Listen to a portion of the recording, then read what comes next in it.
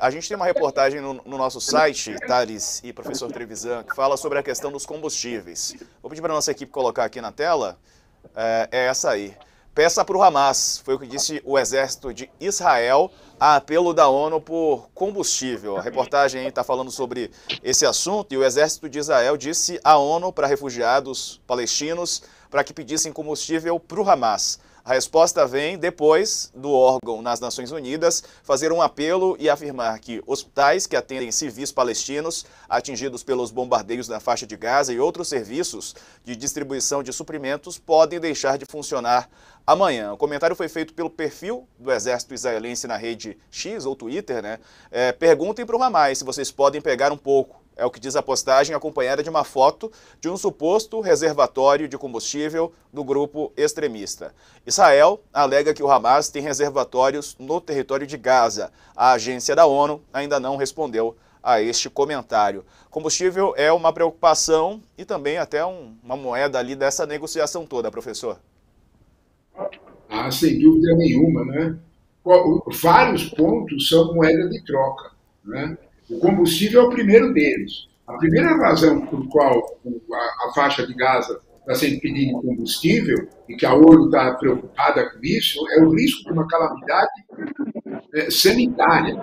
Porque para você ter água, você precisa movimentar as usinas de dessalinização. As usinas se movem por motores movidos a combustível, a óleo diesel.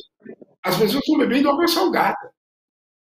Porque não há outra solução, dado que as usinas não conseguem funcionar. O combustível é essencial para manter a luz dos hospitais que vocês estão mostrando, para manter energia nos hospitais.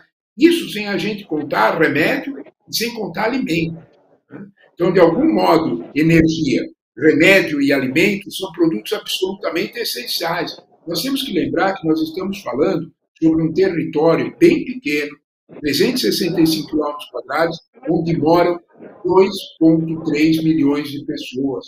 É nesse contexto que nem água tem, porque as usinas de dessalinização do Mediterrâneo estão fechadas.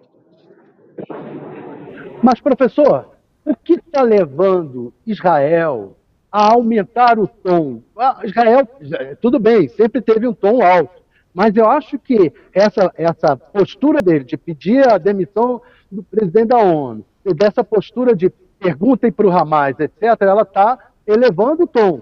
Por que está elevando o tom? Dois motivos, Thales. Excelente observação, excelente percepção. Dois motivos. O primeiro deles é deixar bem claro para o protetor americano que quem decide o tom da guerra é Israel e não a pressão de Biden. O que deixa a viagem de Biden super perigosa, ela perde função, porque ela não conseguiu conter Israel. O segundo motivo é rigorosamente político. Israel tem, claramente, um governo de coalizão que não é de coalizão e que está só esperando a guerra terminar para acertar as contas políticas com o Benjamin Netanyahu. Esse é o ponto. Netanyahu precisa dessas respostas, precisa dessa demonstração de força para, vamos dizer desta forma, falar com o seu público interno, com aquele público dentro de Israel que quer vingança, com aquele público dentro de Israel que não quer vê-lo como alguém que concede. Esse é o ponto. A tua pergunta é ótima, por que Israel sobe o tom, inclusive contra aquilo que tinha acabado de dizer o secretário de Estado norte-americano, pausa humanitária. Por que Israel sobe o tom? Não é Israel que sobe o tom, é a ala política ligada a Benjamin Netanyahu.